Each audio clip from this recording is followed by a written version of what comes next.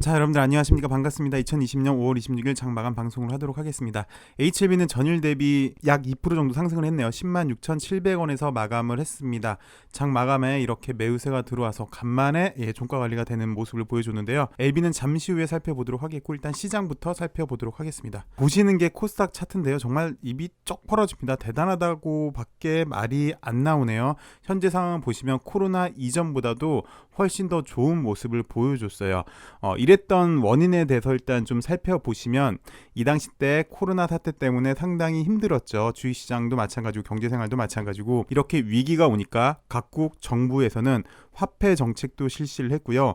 그 다음에 대규모 재정 부양책도 실시를 했어요. 그래서 이용할 수 있는 중앙은행이 할 수 있는 화폐 정책 그리고 정부가 이용할 수 있는 재정 정책을 시행을 했습니다. 그 결과 어마무시한 유동성 장세가 펼쳐졌어요. 이렇게 유동성 시장의 힘으로 이렇게 지금 올리고 있는데 특징적인 것은 뭐 다 잘 아시겠지만 순환매가 상당히 좀 빨리 돈다는 것 그리고 크게 보시면 순번이 좀 있었던 것 같아요. 이 당시 때는 그러니까 1번 주자는 이렇게 올라갈 때 1번 주자는 셀트리온 헬스케어가 제가 보기엔 대장이었던 것 같아요. 이 당시 때부터 정확히 요 당시 때부터죠. 요 당시 때부터 이렇게 1차 파동 나오고 다시 2차 파동까지 나오고 현재까지도 죽지 않은 모습 완전히 끝난 모습이라고 보여지긴 뭐한데 어쨌든 여기 뭐 약 5만 5천원서부터 10만원 정도까지 갔었어요. 10만원이 넘었었네요. 1번 주자로는 바이오 업종의 대표 주자인 셀트리온 헬스케어 뭐 셀제나 셀케나 둘 다 똑같다고 보고 요 셀트리온 애들이 먼저 올라왔던 것 같아요. 시장은. 그리고 두 번째로는 특징적인 게 바이오로 먼저 치고 올라갔다면 두 번째는 코로나19 때문에 언택트가 대세더라라고 시작을 해서 언택트로 올렸어요. 그 대장이 카카오였던 것 같습니다. 그래서 카카오가 2번 주자로 올라갔고요. 근데 귀향의 차트가 나왔으니까 좀 보여드릴게요. 이게 전형적인 차트인 것 같아요. 이렇게 정고점을 돌파하려고 하는 순간 그리고 대량 거래 들어오고 요게 매수 시그널이거든요. 그 다음부터는 5일선이에요. 사실은 이제 급등의 모습을 계속 보여주잖아요. 잘 안 깨지고 5일선 타치하고 한번 올라가고 계속 올라가고 약간 쉬면서 5일선이 깨졌다가 왜 상승 중간에 흔들기 잠시 흔들기라고 예전에 말씀드린 적 몇 번 있었죠. 그 와중에 다시 재차 올립니다. 그럼 또 파동이 연결이 돼요. 이렇게 뭐 계속해서 올라가는 모습인데 어쨌든 이번 주자로는 카카오가 올라갔고요. 그 다음에 온 게 이제 2차 전지 관련주인데요.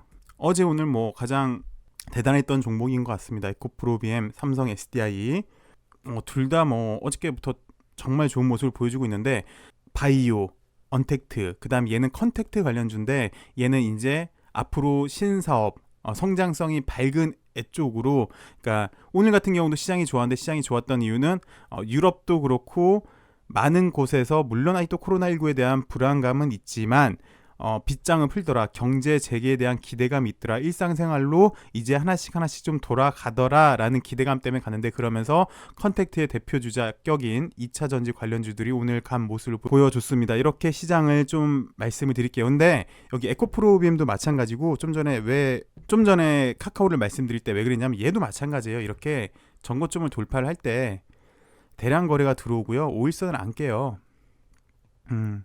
5일선을 안 깨면서 물론 지금은 약간 과매수 구간으로는 보입니다만 지난번에도 왜 KPS도 얘도 똑같은 케이스거든요.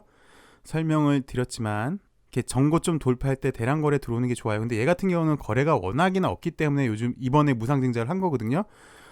그리고 돌파를 하면서 고가놀이 매치를 해주고 이렇게 시세 분출이 나와요.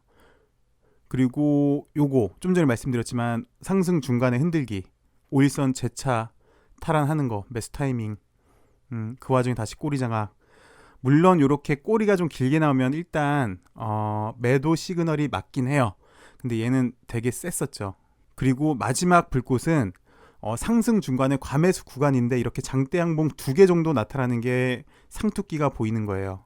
이렇게 마지막에 이렇게 장대 양봉 2개 그러더니 이렇게 됐는데 어찌되었건 차트를 좀 보시면 도움이 될 것 같아서 일단 이렇게 말씀을 드렸습니다.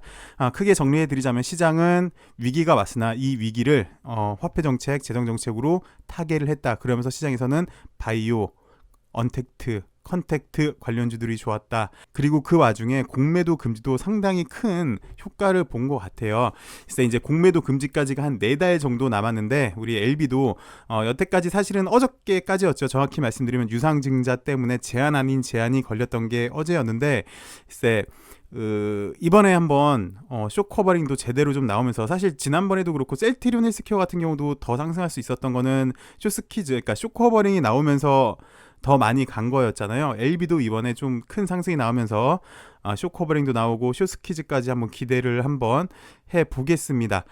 그리고 이제 좀 있으면은 6월 4일이면 무상증자 받을 수 있는 날이 되잖아요. 6월 4일까지 보유를 하셔야 돼요. 이날까지.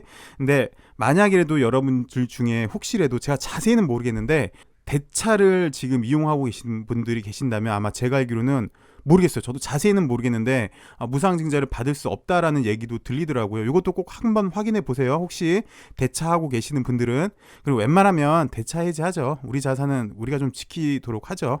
예, 이렇게 좀 말씀을 드리겠습니다. 자, 그 다음 우리 LB에 대해서 말씀을 드리자면 일단 기술적 분석으로 말씀을 드리면 일단 여기 밑으로 오기는 힘들 것 같아요.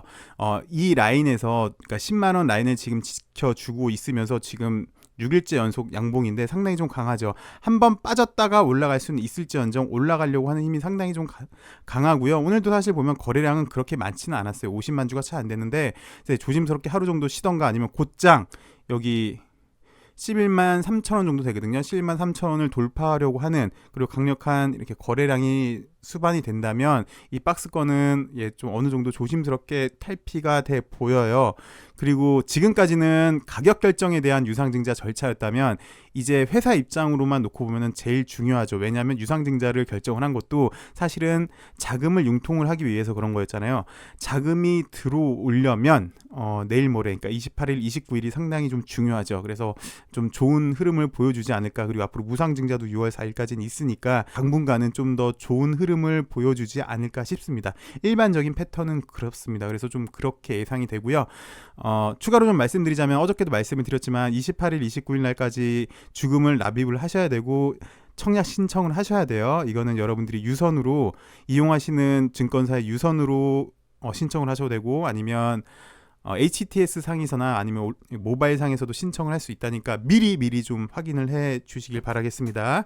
그리고 오늘 나온 뉴스를 좀 살펴볼게요. 오늘 어저께 이미 예상이 됐었죠. 78,700원이다. 그래서 유상증자 최종 발행가가 결정이 됐고요. 두 번째 나온 뉴스는 이렇게 엘레바에서 마크 켈더 박사를 영입을 했다. 그래서 글로벌 임상을 앞당길 것이다 라는 뉴스가 나왔습니다. 내용만 잠깐 살펴보자면 이게 제일 중요한 것 같아요. 5년 내 5개 항암제 출시를 목표로 플러스 2개 더 있는 거죠. 5개 이상입니다. 요즘 발표한 거에 의하면 리보세라니까 어필리아의 NDA를 준비 중인 HLB 아일리버가 글로벌 임상시험과 시장 출시 속도를 높이기 위해서 글로벌 제약사 출신 마크 켈더 박사를 의학 담당 부사장으로 영입했다. 그래서 이분은 이런 경력을 갖고 있고요. 이분을 영입함으로써 이제 리보세라닙, 어필리아 시장 출시, 임상시험 등의 전반적인 관리와 개발 전략을 주도할 것이다. 아무래도 커리어가 훌륭하다 보니까 좀 더 속도감 있게 진행될 것이다 라고 기대를 하고 있네요.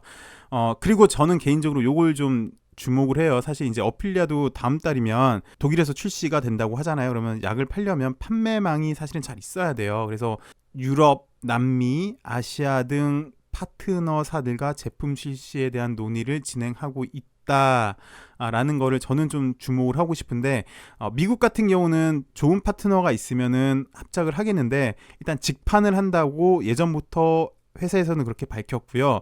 유럽 그리고 남미 쪽에서는 좋은 파트너가 있으면 하겠다. 그리고 협업을 좀 들어오는 곳이 있다라고 얘기를 했는데 저는 여기에 좀 더 의미를 두고 싶네요. 그래서 오늘 뉴스를 좀 살펴보면 결론적으로는 NDA에 박차를 가하겠다라고 저는 보여집니다. 그리고 사실 이번에 유상증자를 한 결정적인 계기도 여러 가지 이유가 있죠. M&A도 했어야 되고요. 근데 NDA를 하려면 언아웃 조건으로 엘레바 직원들한테도 그렇고 엘생한테도 그렇고 NDA 신청할 때 대금을 줘야 돼요. 그 대금을 융통하기 위해서 사실 이번에 유상증자한 면도 많이 작용을 했거든요. 역으로 보자면 NDA를 아마 조만간, 그러니까 하반기도 이제 얼마 안 남았으니까 NDA에 집중하겠다라고 일단 그렇게 보여지고요. 그 다음 여기 이제 파트너사들 한번 좀 자세히 밝히지 않아서 그렇지만 요것도 이제 좀 관심을 가져봐야 될 것 같아요. 그리고 이번 주 후반부에는 아스코도 있으니까 논문 발표 그리고 발표 내용도 한번 기대가 됩니다. 좀 전에도 말씀을 드렸지만 이제는 회사 입장에서는 이제 자금이 들어와야 되는 구간이기 때문에 아마 좀